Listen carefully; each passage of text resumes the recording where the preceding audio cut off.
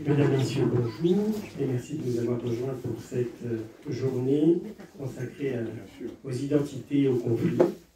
Alors pour poursuivre sur le sujet, nous avons décidé de réunir Paul-François Paoli et Hervé Chezeville pour parler du nationalisme, qui est une expression d'identité, et les amener à échanger leur point de vue sur le sujet. Alors, Paul-François Paoli est chroniqueur journaliste au Figaro, auteur de plusieurs essais comme « Nous ne sommes pas coupables »,« La secte de la repentance » en 2006, « La tyrannie de la faiblesse » en 2010 et récemment « Une histoire de la Corse française » aux éditions Talendier. Hervé Chezeville est humanitaire, auteur de plusieurs essais et recueils de chroniques comme « Brèche dans le désert »,« Rwanda, 25 années de mensonges »,« De la Corse au Mato Grosso » et son dernier recueil « Calisthée, notre terre promise ». Messieurs, voilà, je vous laisse échanger. Peut-être commençons par parler de ces liens historiques qui existent entre la France et la Corse, de par son ancienneté, de par sa nature. Est-ce qu'on peut parler de liens indéfectibles? Je vous laisse échanger. Je donne la parole d'abord à Hervé, peut-être. C'est gentil, merci. Bonjour à tous. Merci à Olivier et à son équipe d'avoir eu cette excellente initiative d'organiser ces 3 journées, auxquelles je participe avec grand plaisir. Heureux également de faire la connaissance de M. Paoli. Nous avons tous les deux écrit sur la Corse, avec une approche différente, je dirais, mais malgré les apparences, je pense que nous avons malgré tout beaucoup en commun. De par notre itinéraire personnel, nous sommes tous les deux des, interrompez-moi si je dis des bêtises, des Corses de la diaspora. Bon, lui, il a l'avantage d'avoir un nom corse, moi je n'ai pas de nom corse, mon père n'étant pas corse. Mais nous avons tous les deux, je crois, grandi sur le continent. Oui, absolument. Et idéalisé, je pense tous les deux, une certaine Corse dans laquelle nous rentrions pour les grandes vacances. Idéaliser le village d'origine, où c'est Cannes, à Rimosesso. Mais ensuite, c'est là que nos chemins divergent un peu, même s'ils ne divergent pas complètement. Parce que j'ai lu votre livre avec beaucoup d'intérêt, beaucoup de plaisir. J'ai un certain nombre d'observations à faire, naturellement, par rapport à ce que vous avancez, mais je ne suis pas, je dirais, en complet désaccord avec vous, même si moi, de par mon itinéraire personnel, je suis issu de cet itinéraire nationaliste depuis les années 70. J'ai fait partie des gens qui ont été arrêtés sur mandat de la Cour de sûreté de l'État en 79, j'avais 19 ans, il y a prescription. J'avais été arrêté pour des attentats à la bombe que je n'avais pas commis au milieu de mes épreuves du baccalauréat. J'ai quand même eu mon baccalauréat. Et pour des attentats sur le continent à l'époque, revendiqués par le FLNC. Donc je n'ai jamais rompu avec mes engagements de jeunesse. J'ai maintenu des relations, même si après je suis parti très loin en Afrique et en Asie d'ailleurs d'abord. J'ai jamais renié mes engagements passés. J'étais un proche d'Edmond Simeoni, puisque Edmond avait pris l'initiative juste avant son décès de lancer un ouvrage collectif que tu as, je crois, en librairie, qui s'appelle Corse de la diaspora. Il m'a demandé de participer à cet ouvrage, parce que son dernier rêve, avant son décès, c'était d'intégrer la diaspora dans le destin de la Corse. Il avait d'ailleurs fondé une association, Corsica Diaspora, auquel j'ai participé. Donc voilà, c'est là que nos engagements respectifs divergent, puisque j'ai compris que vous aviez une attitude très critique, ou une écriture très critique en tout cas, quant à l'autonomie et encore pire à l'indépendance. Donc, bon, je ne veux pas monopoliser la parole, mais ce que je voulais vous dire avant tout, c'est qu'il y a davantage de points communs que de divergences finalement de fond sur nos 2 approches. Écoutez, je vous remercie déjà pour votre esprit d'ouverture et que je partage complètement parce que moi, j'ai maintenant 60 ans, j'aime la Corse de toutes mes fibres et j'ai absolument pas... Je vais parler comme ça. Il faut aussi que ça va soit comme ça. Un peu plus, Comme ça. un peu plus loin. Oui, comme ça. Le bas. Comme ça. Voilà. Très bien. Et donc, si vous voulez, j'ai envie de commencer par presque une plaisanterie. On n'est pas assez nombreux pour se faire la guerre ad aeternam. Voilà. En réalité, je pense que ma prise de conscience de mon identité corse remonte à l'enfance. Et je vais être très bref. Comme vous le suggérez, la Corse, pour ceux qui la quittent, c'est une sorte de paradis perdu. C'est une sorte de paradis perdu. Et j'ai le souvenir que je suis toujours venu en Corse pendant les vacances d'été. Mon père était un magistrat de la République, donc on déménageait très souvent. Mais on revenait en Corse parce que c'est la maison de ma mère, la maison de famille dans le cas corse. Et j'ai un souvenir d'enfant, d'été merveilleux au village. Jusqu'au moment où s'est produit une rupture à l'adolescence, autour des années 74-75, qui correspondent d'ailleurs à la date de naissance du nationalisme radical, c'est-à-dire du FLNC autour des années 74-75. J'ai éprouvé à ce moment-là, et je pense que tous les livres que j'ai écrits sur la Corse sont liés à cette expérience-là, j'ai éprouvé une rupture dans mon village. C'est-à-dire que chaque année, je revenais avec mon père, avec ma famille, et à un moment donné, j'ai senti une distance, quelque chose qui s'était créé entre les jeunes qui restaient et ceux qui partaient. Et c'est quelque chose qui m'a profondément affecté. Et je n'ai pas écrit que sur la Corse, j'ai écrit aussi beaucoup de choses. Je crois profondément que l'idéologie, toutes les idéologies sont liées très souvent à des expériences affectives, et notamment à des traumas d'enfants ou d'adolescents. Et j'ai été éduqué dans une matrice que je vais qualifier de jacobino-bonapartiste, parce que c'était la culture dominante des Corses qui servait l'État, qui servait la France, qui servait l'État français, quoique, quel que soit le terme que nous puissions utiliser, péjoratif ou non. Et pour moi, il était évident, je ne savais même pas que j'étais corse plus que cela, et puis j'ai compris peu à peu que j'étais corse dans le regard des autres, parce qu'un jour j'ai entendu « mais toi tu es corse, mais toi ceci, mais toi cela ». Pour moi, pour mes parents, on était français, on était corse, mais la francité de la Corse, ça allait de soi, c'était une évidence, c'était générationnel. Donc j'ai ressenti vers l'âge de 13-14 ans, à l'adolescence, où on a bien des ruptures affectives et sexuelles notamment, quelque chose qui n'était pas intime, qui était extérieur à moi. Et ça, c'est de là qu'est venue ma réflexion sur la Corse. Je suis resté longtemps ancré dans la matrice jacobino-bonapartiste. Je me souviens que j'étais allé à un congrès, j'étais allé à 15 ans voir ce que c'était que des universités de Corté, que les réunions de Corté du mois d'août, des nationalistes à Corté, j'avais été heurté, choqué par la violence de la tonalité anticolonialiste, et on parlera de cette question du colonialisme, et j'étais très violemment anti-nationaliste et anti-autonomiste. J'ai été d'ailleurs aux jeunesses communistes à l'époque, autour de 15-16 ans, et puis au fur et à mesure, ma famille était gaulliste, démocrate chrétienne, mondésiste, tout ce que vous voulez, bref, tous les côtés de la République française. Et puis, au fur et à mesure que le temps a passé, j'ai compris ce que c'est. Je me suis intéressé à la question d'identité. Et ça a rejoint mes autres travaux, mes autres livres sur l'identité française. Quel rapport entre l'identité corse et l'identité française? Et aujourd'hui, j'en suis venu à l'idée, je conclus ce petit prologue, j'en suis venu à l'idée que je ne suis pas nationaliste corse, pas du tout, mais je comprends qu'on ait pu l'être. Je comprends qu'on ait pu l'être dans un certain état d'esprit. Le point de la contestation, le fond de ma contestation du nationalisme corse, c'est que pour moi, la Corse n'a jamais été colonisée. J'ai entendu ce terme tout à l'heure. Elle a été acculturée à la France, qui est différent. On pourra parler de la différence entre une acculturation et une colonisation. Et donc, c'est le point que je conteste le plus chez tous les nationalistes. Et par ailleurs, le propos de mon livre, ça consiste à dire, quels que soient les torts ou les griefs que la France, l'État ont eus, la Corse, l'histoire de la Corse est inintelligible sans la relation à la France. Et c'est le deuxième point que je conteste le plus dans l'idée nationaliste, c'est que même si vous contestez l'appartenance de la Corse à la France, l'histoire de la Corse, de fait, est inintelligible sans la relation Merci.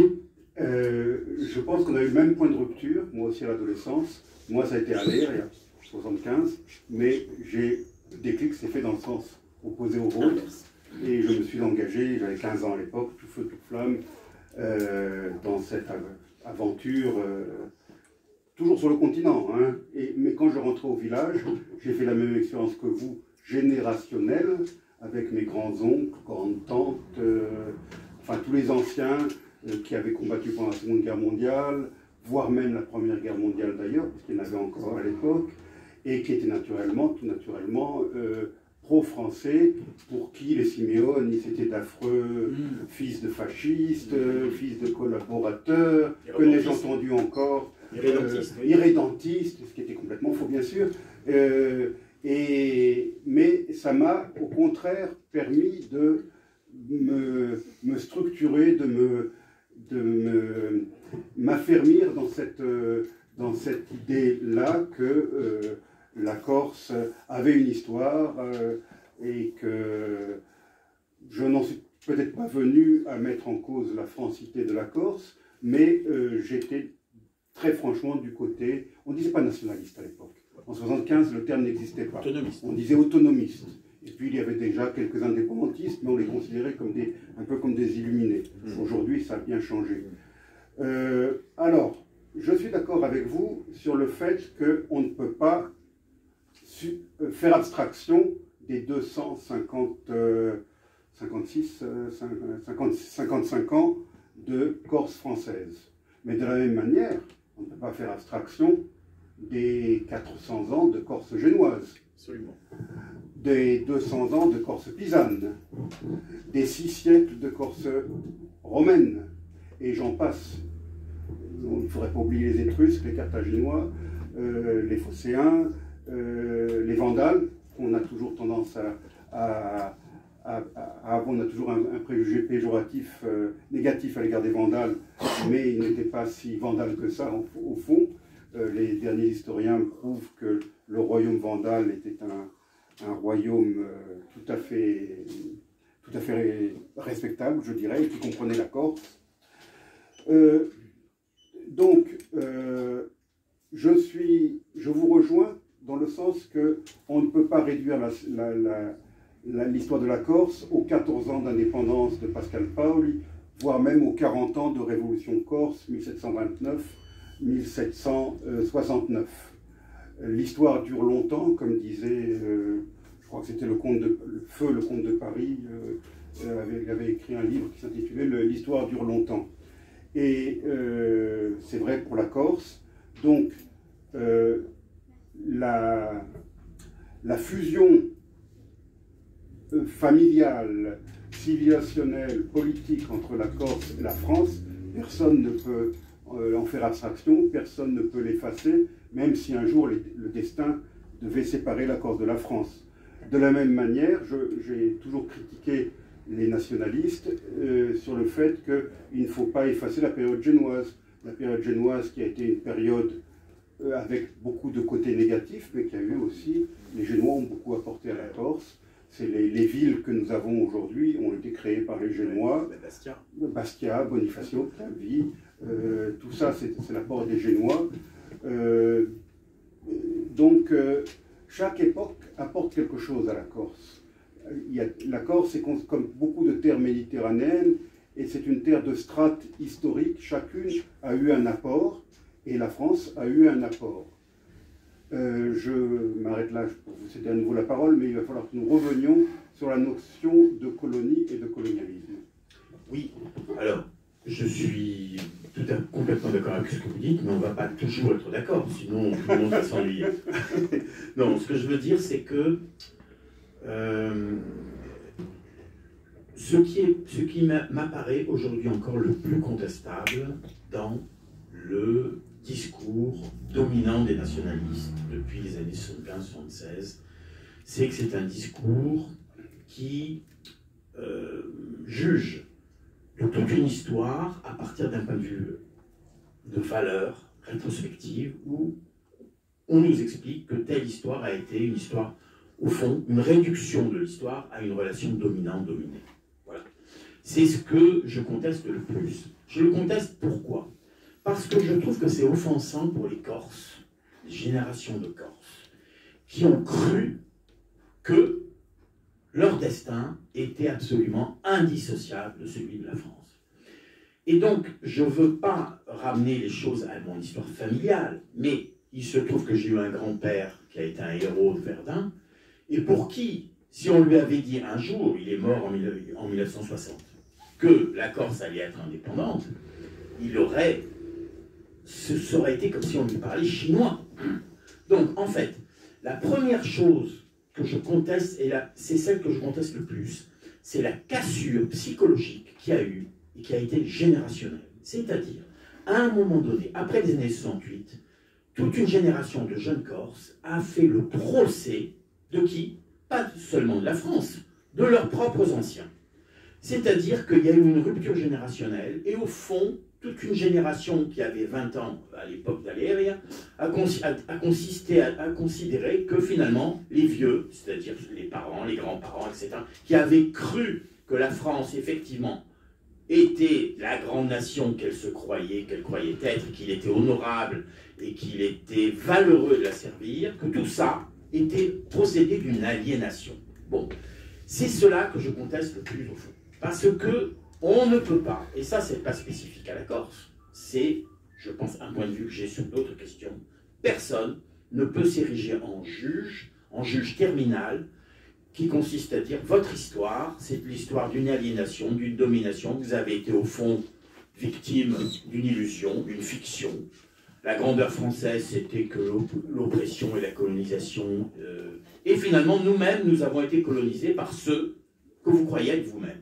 Et donc, ce que je conteste le plus, c'est cela. C'est quelque chose qui me semble pas spécifique à la Corse, c'est-à-dire que dans les années 75-76, il y a toute une reconstruction d'histoire, après avoir découvert que la France, c'était pas seulement le général de Gaulle, c'était pas seulement Jeanne d'Arc ou Napoléon, mais c'est aussi la collaboration, c'est aussi un certain nombre de phénomènes qui sont négatifs et qui sont traumatiques historiquement.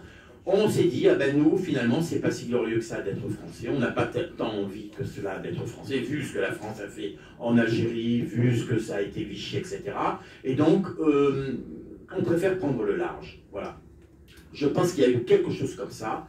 Et donc, aujourd'hui, on voit les conséquences, aujourd'hui, politiques de ça. C'est-à-dire qu'il y a toute une majorité silencieuse de Corses qui, finalement, ne se sont jamais vraiment exprimés, qui ont été passifs, un peu résignés. Il y a une minorité de Corses autonomistes, nationalistes, qui ont pris le pouvoir culturel en Corse, qui ont donné le là. Et aujourd'hui, eh bien, on voit que le résultat de tout ça, c'est un retour, entre guillemets, du bâton, on l'a vu aux dernières élections, et quelque chose qui relève du clivage quasiment schizophrénique dans cette île. C'est-à-dire un discours des élites culturelles, un discours du nationalisme culturel extrêmement critique à l'égard de la France, et en même temps, politiquement, eh bien, le fait que la Corse soit la région de France où la droite, ou ce qu'on appelle la droite ou l'extrême droite, font le plus de voix. Pour ma part, je suis issu d'une famille qui était installée en Tunisie, comme tant du côté paternel, donc continental, que du côté maternel. Et beaucoup de Corses, beaucoup de Bastiais vivaient en Tunisie. Ma mère, moi je suis né trop tard pour être né en Tunisie, mais ma mère a grandi au sein de la communauté corse de Sfax, et ils vivaient entre eux. Les Corses parlaient corse entre eux, se soutenaient. D'ailleurs, le premier Corse, enfin, c'est pas le premier Corse de Sfax, mais l'un des premiers, c'était un Corse de Sceaux qui s'est installé et qui ensuite a fait venir tous les autres. Et c'est comme ça que ma grand-mère, mes grandes-tantes, etc., mes grands-oncles se sont retrouvés à Sfax. Alors, pourquoi je parle de ça? Je ne veux pas non plus parler trop de ma famille, mais je confirme ce que vous dites, à savoir que les Corses de Tunisie, comme les Corses d'Algérie ou les Corses de Madagascar ou d'Indochine, avaient un grand amour pour la France, une France qu'ils idéalisaient, et à bien des égards, ils étaient plus patriotes que les Français de France. Ils avaient idéalisé cette France lointaine. Ma mère a découvert la France, elle était adulte déjà, parce qu'il y a eu en plus la rupture de la Seconde Guerre mondiale qui a interrompu les relations entre l'Afrique du Nord et la Corse et la France. Et donc, elle a découvert la France après son mariage, quoi, à l'âge adulte. Ce que je veux dire, c'est que la France d'aujourd'hui, qui n'a plus d'empire colonial, qui n'est plus la France de la grandeur du général de Gaulle, la France d'aujourd'hui ne fait plus rêver. La France d'il y a 100 ans a fait rêver toute une génération de Corses. Même au XIXe siècle, à l'époque de Napoléon III ou autre, il y a eu cette idéalisation, il y a eu l'aventure coloniale, la France faisait rêver. Aujourd'hui, pour beaucoup de Corses, la France ne fait plus rêver. Et la perte de l'empire colonial a fait que les jeunes Corses de Corse ont voulu vivre et travailler au pays. Et que la perspective d'aller d'aller étudier d'abord, parce qu'il n'y avait pas encore d'université, d'aller étudier sur le continent et ensuite d'aller travailler sur le continent ne les faisait pas rêver. Pour en revenir au déclic de 1975, pour moi, et c'est là que je parlerai un peu de colonialisme, ça a été la réaction du gouvernement français aux événements d'Aléria en 1975. Il y a eu une véritable expédition coloniale qui a été montée, qui a impliqué des forces démesurées pour venir à bout d'une petite révolte qui aurait pu être réglée très facilement par la négociation. Et d'ailleurs, le docteur Simeoni, que j'ai bien connu, paix à son âme, souhaitait la négociation. Au même moment, je crois, à quelques mois après, il y a eu une révolte similaire. Est-ce que c'était dans l'Hérault, ou je ne me souviens plus, ou aussi une question viticole, où il y a eu un gendarme qui a été tué également. Mais là, il n'y a pas eu ce déploiement de force comme ce qu'il y a eu. Est-ce que vous savez qu'on a même mobilisé la marine à l'époque? Il y a même un bâtiment de la marine nationale qui est venu au large de l'air. Ça a été un déploiement extraordinaire. Mais vous avez raison. Mais ce que je veux dire, c'est que vous avez absolument raison. J'en parle dans mon livre. Poniatowski, qui était pourtant un homme intelligent, a fait une bourde absolument aberrante. Je pense qu'un quelqu'un comme Pasqua n'aurait jamais fait ça. Même Chirac ne l'aurait pas fait. Mais même Chirac ne l'aurait pas fait. Mais là où je suis un peu en désaccord avec vous, c'est que quand vous utilisez le terme colonial, si vous l'utilisez au sens large de psychologie coloniale, vous avez raison. Mais la psychologie coloniale et le colonialisme, c'est deux choses différentes. Ce qui se passe avec la Corse, et qui aurait pu se passer en Italie, entre l'État du Nord et la Sicile ou la Calabre, c'est que dans le jacobinisme, comme d'ailleurs chez les Italiens du Nord par rapport au Sud, il y a, c'est vrai, une sorte de préjugé, de supériorité, de civilisation, de culture des peuples du Nord qui seraient plus rationnels par rapport aux peuples du Sud qui seraient tout simplement voilà, plus arriérés, plus archaïques. On peut en débattre des heures. Cette réalité-là, elle est indéniable, c'est vrai, mais il y a un fossé entre psychologie coloniale, psychologie de supériorité des gens du Nord sur les gens du Sud, et colonialisme. Le colonialisme, c'est une disparité, c'est une inégalité de statut. Et c'est quelque chose qu'on a connu en Algérie ou ailleurs. Ce que je veux dire, il y a quelque chose qui m'a marqué dans votre livre. Vous dites, par exemple, il faut revenir, parce que malgré tout, l'idéologie, la psychologie, l'affectivité, tout ça est lié. Vous dites, à un moment donné, vous écrivez le nombre de stéréotypes que j'ai entendus sur la Corse, sur les Corses, etc. Oui, c'est vrai, vous avez raison, des stéréotypes. Mais les stéréotypes, entre les stéréotypes et le racisme, il y a un fossé. Moi, personnellement, Paoli, au Figaro, les gens m'appellent le Corse. Bon, mais c'est ni positif ni négatif, c'est plutôt... voilà, ils m'ont mis un peu dans une case. On ne peut pas, c'est très dur de vivre hors des stéréotypes. Quand on parle des Bretons, quand on parle des Auvergnats, sans parler des Juifs et des Arabes, on utilise toujours des stéréotypes. Donc il y a toujours eu... Marco Biancarelli aussi, dans un de ses livres, il dit qu'il a souffert quand il était dans le nord de la France. En fait, ce que je crois, c'est que les Corses de cette génération des années 75 ont pris le vêtement et la posture de la victime, comme s'ils avaient voulu copier ou s'identifier aux colonisés d'antan. Et ça, je pense que c'est une erreur psychologique profonde. C'est une erreur profonde. Les Corses sont des gens qui ne veulent pas être victimes. Alors, je sais que vous allez dire que je fais du culturalisme, d'essentialisme, mais je pense qu'au fond de nous-mêmes, nous sommes un peuple fier, profondément fier. C'est quelque chose qui ne peut pas durer, qui ne pouvait pas durer. toutes les erreurs de l'État français, elles sont indiscutables. La bêtise de Michel Debré au moment d'Argenteuil, tout ça, ce n'est pas contestable. Si vous voulez, il y a une bêtise de l'État par rapport aux petits groupes humains, il y a une bêtise française, voilà.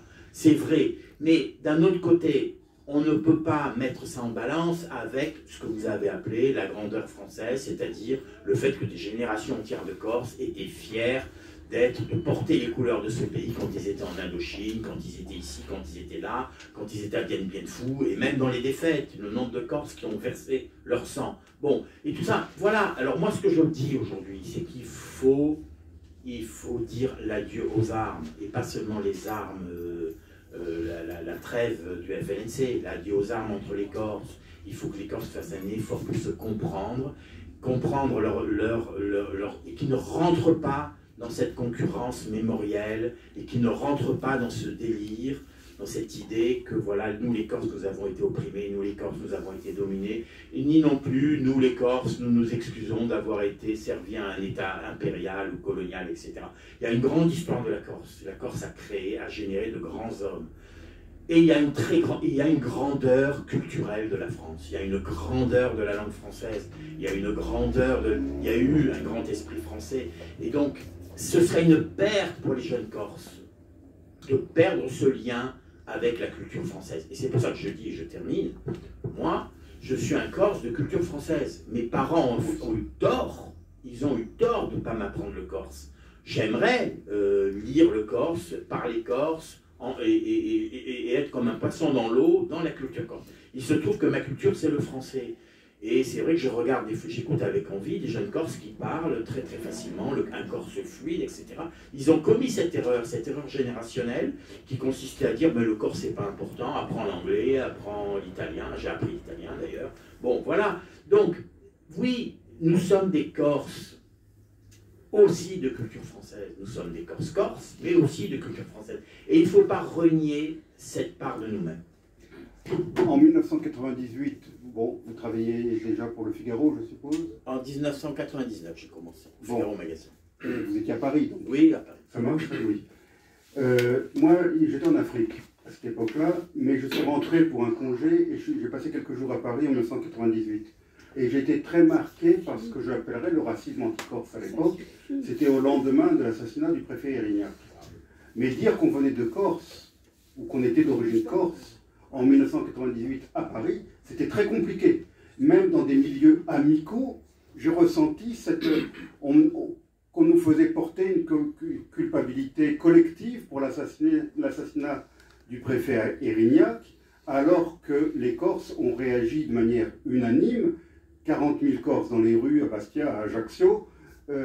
Donc les Corses n'ont pas du tout le sentiment d'avoir une responsabilité collective pour la mort du préfet Erignac.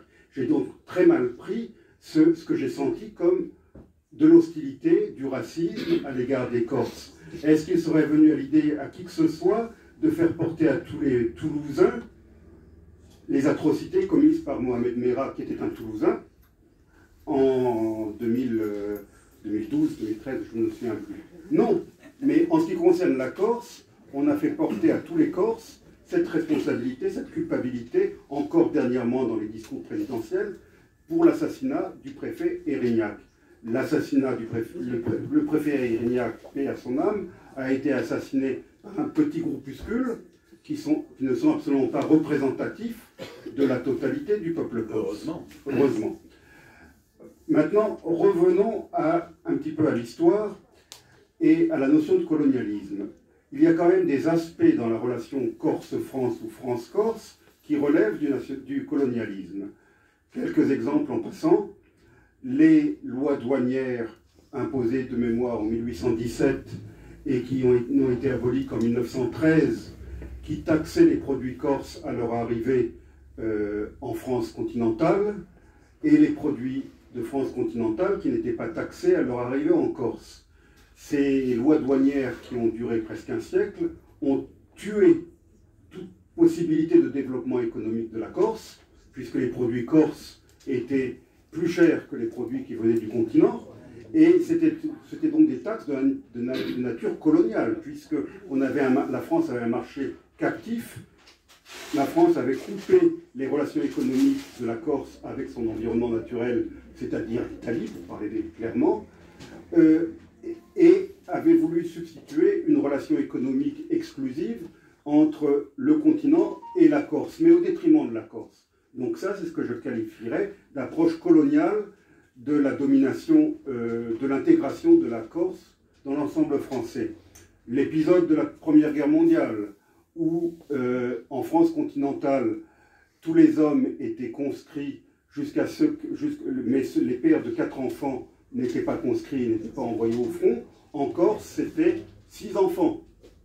Les conscrits corses ne revenaient pratiquement pas en permission, parce que pour des raisons logistiques compréhensibles, c'était très compliqué de leur donner des permissions pour entrer en Corse, parce qu'on ne prenait pas l'avion à Orly pour aller à Bastia ou à Ajaccio à l'époque. Donc, tous ces Corses, je pense aux gens qui étaient dans le 173e régiment d'infanterie, dont l'effectif total a été renouvelé plusieurs fois, parce que décimé, parce que pendant des mois, des années, en première ligne. Donc ce régiment corse a été envoyé en première ligne et y est resté longtemps, au même titre que les régiments qui venaient de l'Empire colonial. Ouais. Donc là, on a eu cette approche coloniale également. Ces officiers français qui s'adressaient aux Corses en français, et à l'époque, Je serais curieux de savoir si votre grand-père, que vous avez connu, qui a été un héros de la Première Guerre mondiale, parlait parfaitement le français.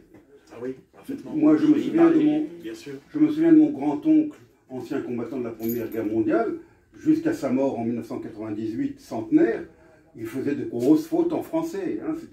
On sentait qu'il n'était pas complètement à l'aise, même s'il se sentait parfaitement français et patriote français.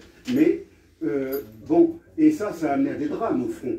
Des soldats qui ne comprenaient pas les ordres donnés en français par les officiers français. Donc tout ça amène une, comment dirais-je, je pourrais multiplier les exemples, mais ces deux-là suffisent, je pense. Juste une remarque. Ce que vous décrivez, d'une certaine manière, c'est le sentiment de supériorité des civilisations, de ceux qui considèrent qu'ils sont les détenteurs d'une grande culture par rapport aux populations culturellement mineures. Vous avez raison, ce n'est pas contestable ce que vous dites.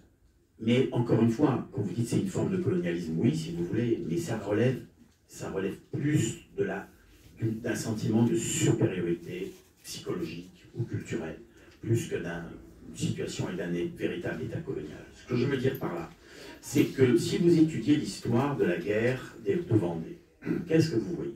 Vous voyez des gens qui viennent de la Convention, qui ont un mépris profond pour les populations vendéennes. Pourquoi? Parce que ce sont des cultéreux, des paysans. Donc en fait, ce qu'il y a, c'est que s'il y a véritablement une forme de ce que vous appelez colonial, il y a un principe, l'État central a été représenté et a développé une sorte d'affect de supériorité paternaliste, mais pas raciste, pas vraiment raciste.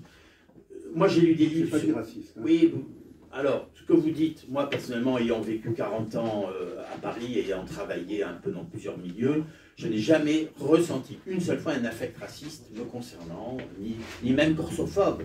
Mais j'ai entendu toutes sortes de stéréotypes. Un jour, j'ai dit à un imbécile qui disait que les Corses étaient violents, qu'ils étaient ci, qu'ils étaient là. Je lui ai dit, mais vous savez, j'ai pas de susceptibilité ethnique. Vous pouvez me dire tout ce que vous voulez sur les Corses, ça ne me touchera pas, ça ne me concernera pas, parce que je ne me sens pas. Je ne me reconnais pas dans ce portrait que vous faites. Bon, mais ce que je veux dire, c'est que le jacobinisme, bon, prenons la Convention de 93, c'est très bien que Paoli ait pris ses distances avec ce régime. Il faut voir comment les conventionnels traitaient et considéraient les Vendéens, par exemple. Et voilà, donc en fait, il y avait d'un côté, nous sommes la civilisation, nous sommes les Lumières, nous sommes l'histoire en marche, et vous, vous êtes les populations arriérées. Alors c'est vrai, vous êtes les populations arriérées, Vendéens, Corses, etc.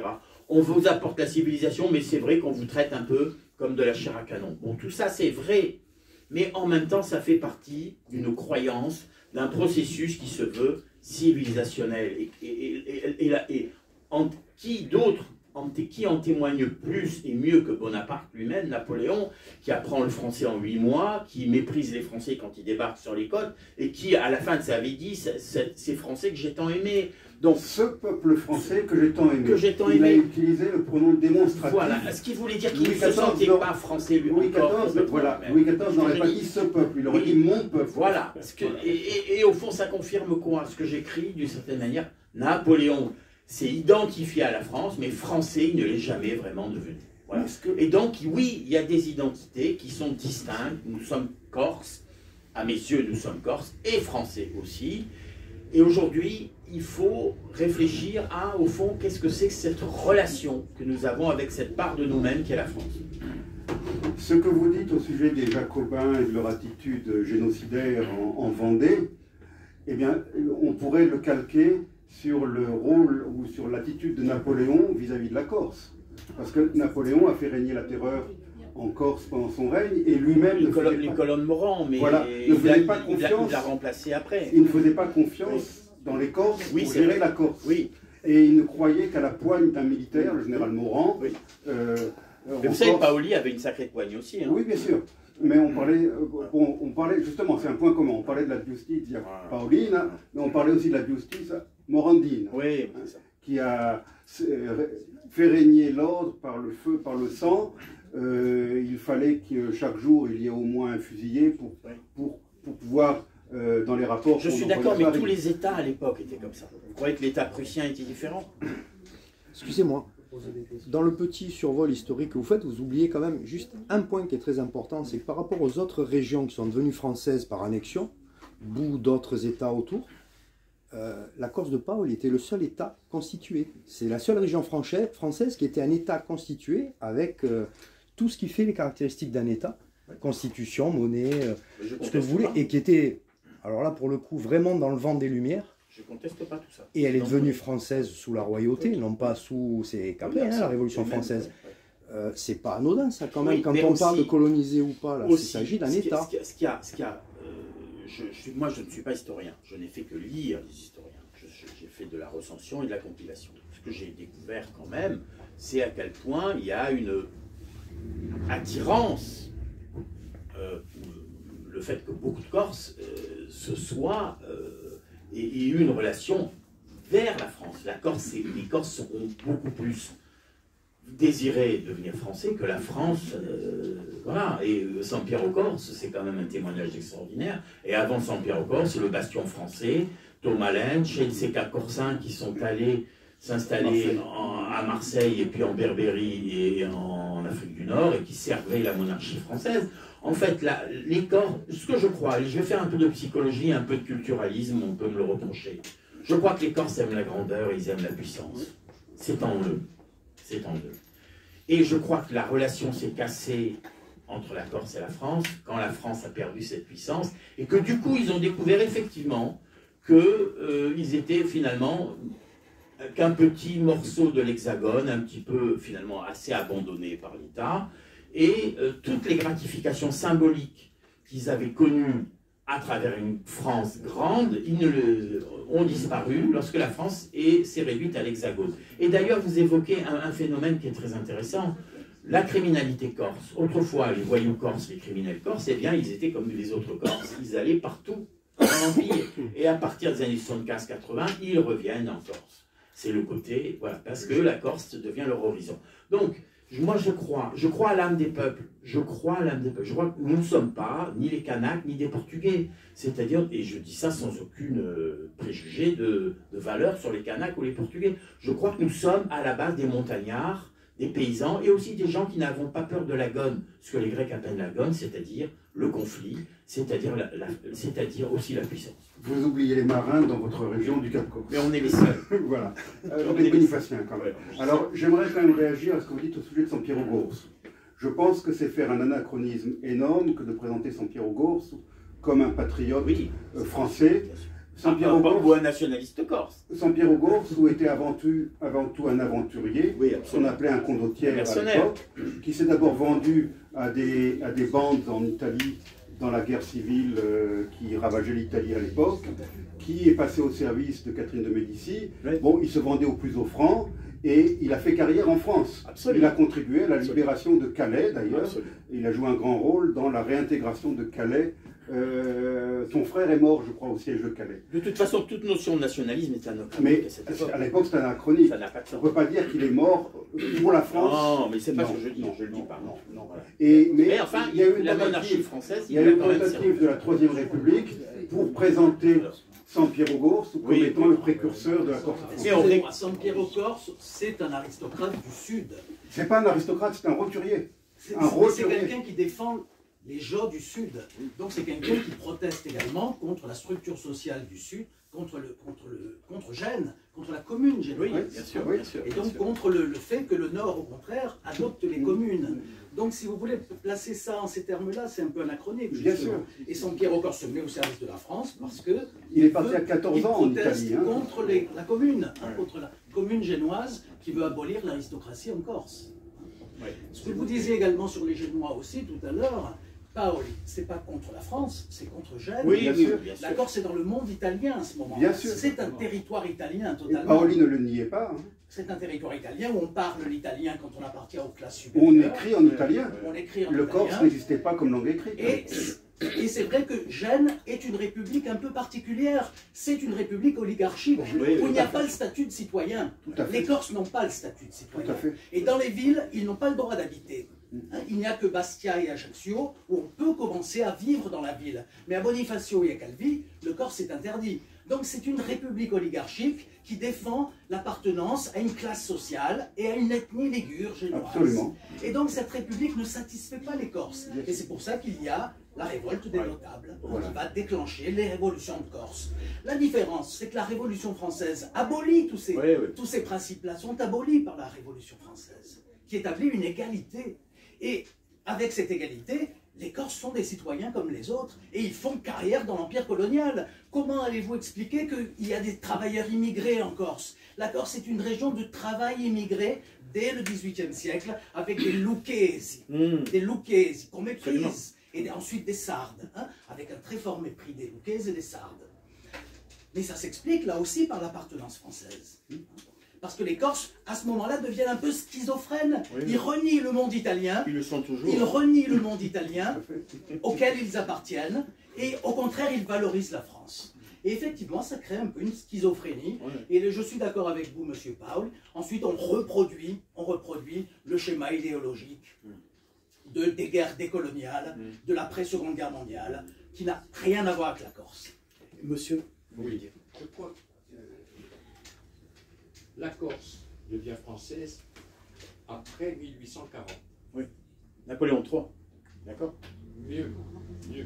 Lorsque Cavour et toutes les lois, je pourrais dire, qu'il n'y avait pas de Boeing hein, pour se rendre à Paris, mais tous les mois, il était à Paris pour négocier avec le pouvoir français de 1835, 40, 45, négocier l'intervention française en Italie et chasser les Autrichiens. Et c'est à ce moment-là qu'il y a un partage, c'est-à-dire j'abandonne la Corse, j'abandonne Nice, j'abandonne la Savoie. Voilà. Attention. Oui, mais ça se prépare. Hein. Et on voit bien lorsqu'on voit la presse corse des années 1810, 1825, en gros ça commence en 1818 de 28. Eh bien on voit bien que la Corse est italienne. Oui, absolument. Elle est pas française. Elle est italienne. Et on voit, deuxièmement, que les préfets n'ont pas beaucoup de pouvoir. Ils prennent des arrêtés, mais succincts. Et quand ils peuvent pénétrer, je dis bien pénétrer, dans la Corse, et même les Italiens n'ont pas. Alors là, il y a la cassure, véritablement. Là, il y a la cassure entre les Corses de l'intérieur, je dirais, les Corses des montagnes, les paysans, hein, et ceux qui peuvent habiter sur les côtes. Il y a cette cassure qui est importante et qui joue. Elle existait sous Paoli aussi, ce clivage. Voilà. Oui, mais c'est une île très clivée, la Corse. Mais non, mais je veux dire que M. Paoli, votre livre va au-delà.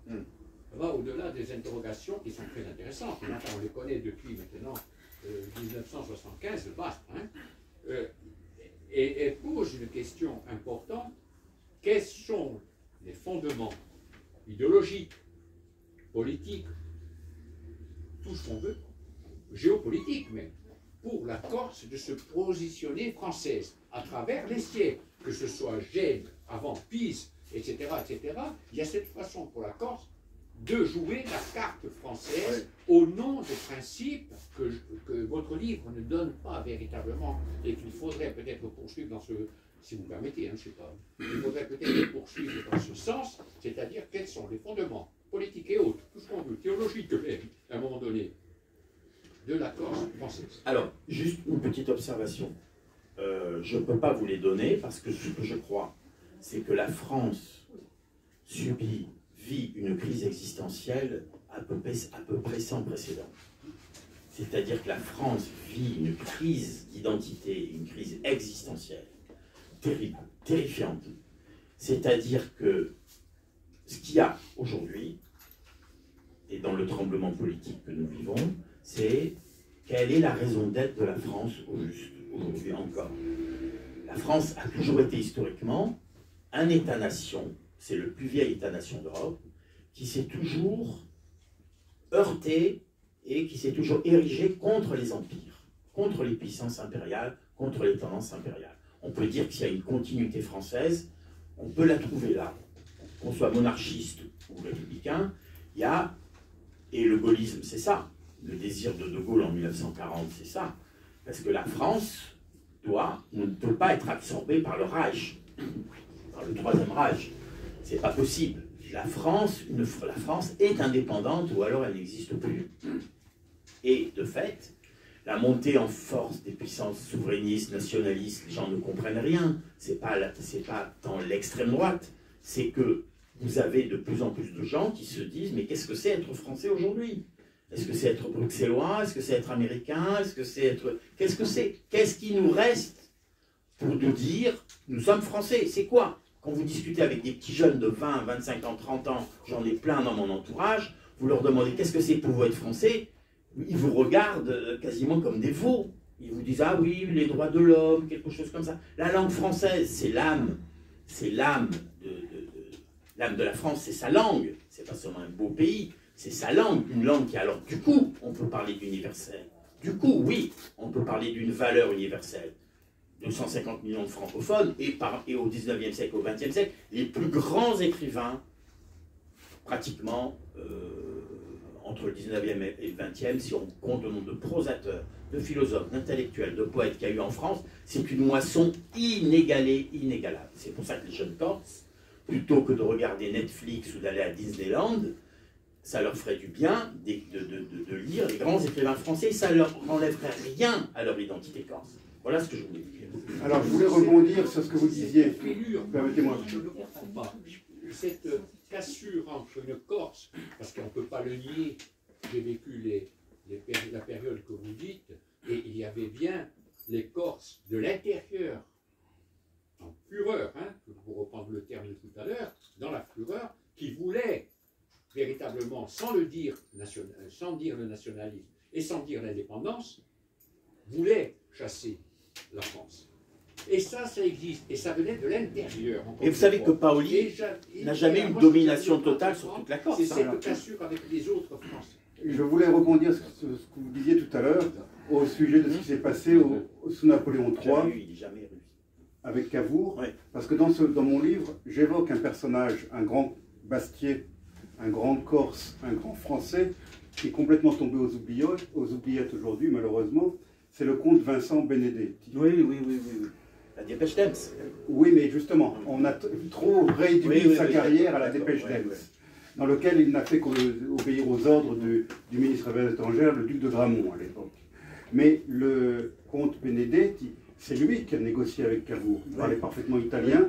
C'est lui qui a négocié avec Cavour et qui a permis le rattachement de Nice et de la Savoie à la France. Je trouve ce personnage tout à fait, personnellement, fascinant. C'était un orientaliste, il parlait arabe, etc. Il avait épousé une grecque qui avait une survivante du massacre de Chios.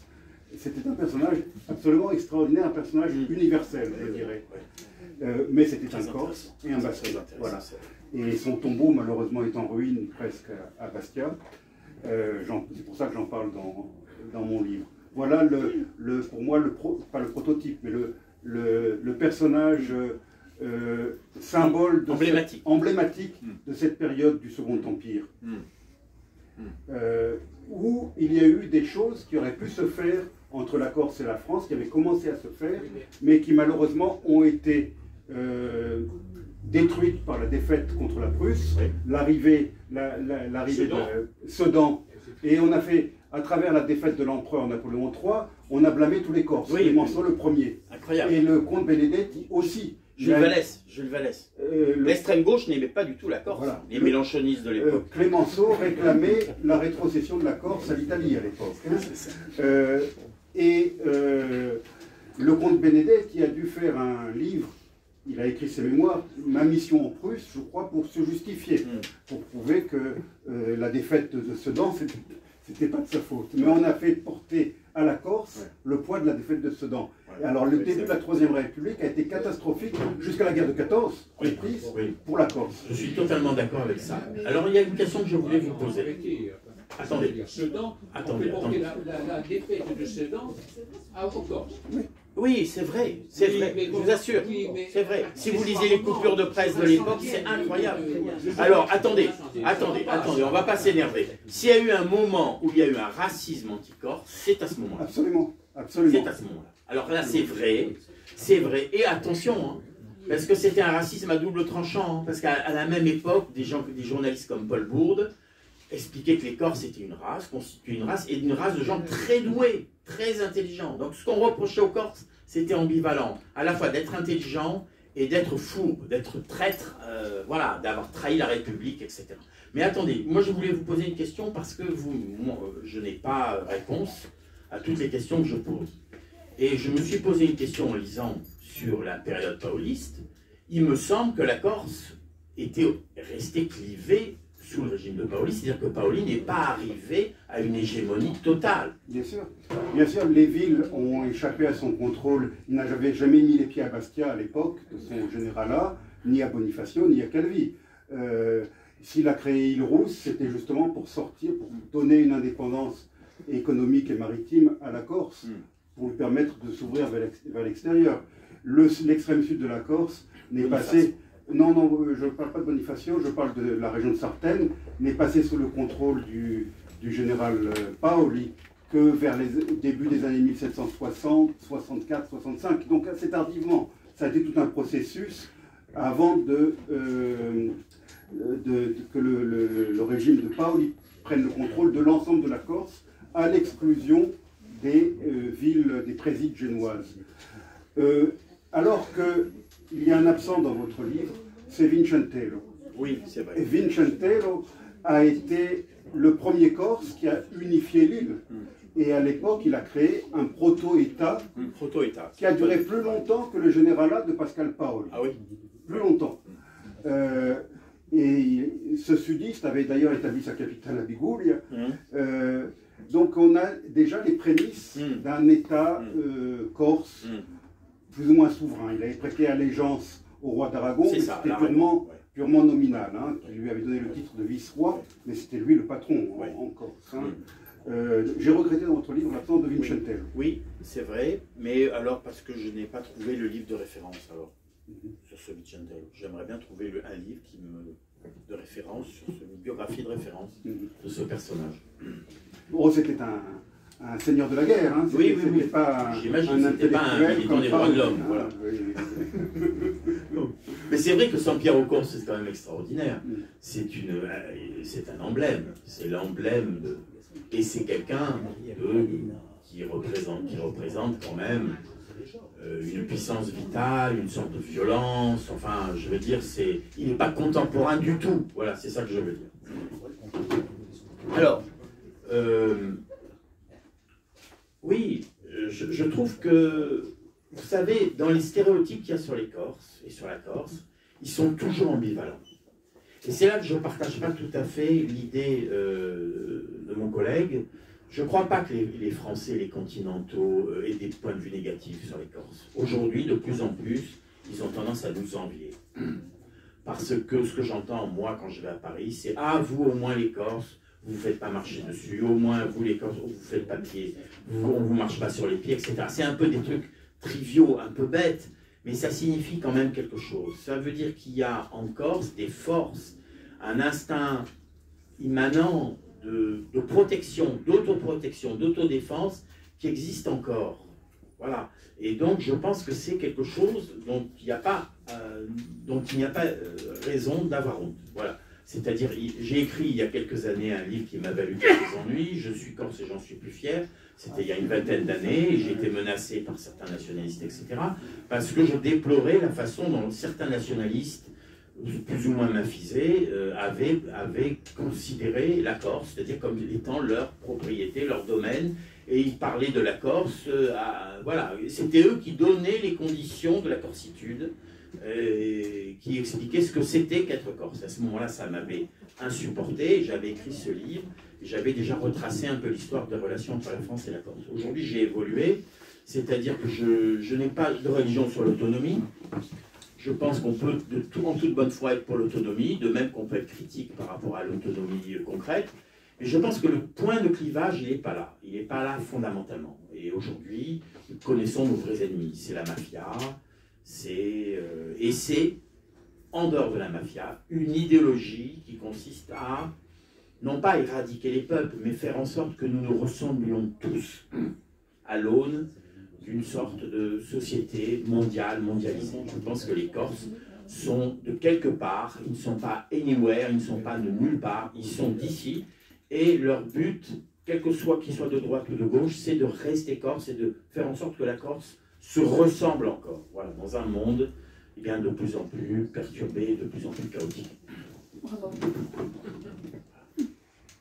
Voilà ma conclusion. Ma conclusion, c'est ça, que moi je suis pour une Corse qui se retrouve dans son environnement naturel, méditerranéen, et je pense que les Corses sont les mieux à même de savoir ce qui est bon ou ce qui est mauvais pour eux-mêmes, et que je souhaite effectivement que les Corses puissent gérer leurs propres affaires. Maintenant, étant moi-même de père continental, je ne suis pas, même si j'ai pu l'être dans le passé, je ne suis pas un partisan d'une rupture avec la France. J'espère que cette relation entre la Corse et la France va se poursuivre, que les malentendus du passé pourront être dissipés et qu'une nouvelle relation pourra être construite. Mais il faut construire une nouvelle relation. Il faut méditer ce qui s'est passé, les erreurs, les quelques erreurs dont j'ai parlé, mais j'aurais pu en citer beaucoup d'autres. Vous avez cité l'Argentelle et autres. Je pense qu'il faut maintenant essayer de construire, mais il faut aussi que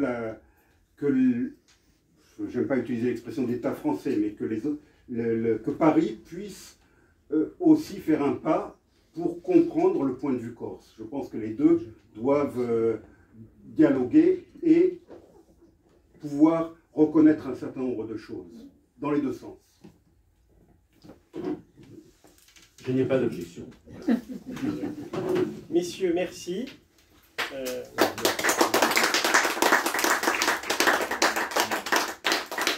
Alors, je signale que vos livres sont disponibles sur le meuble qui est en face de la caisse.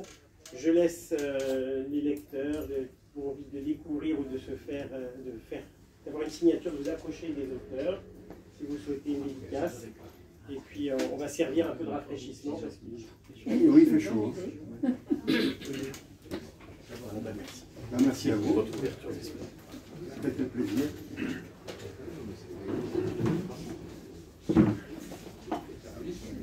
C'est par terre. C'est tombé de ta poche, je pense. Moi, je vous remercie.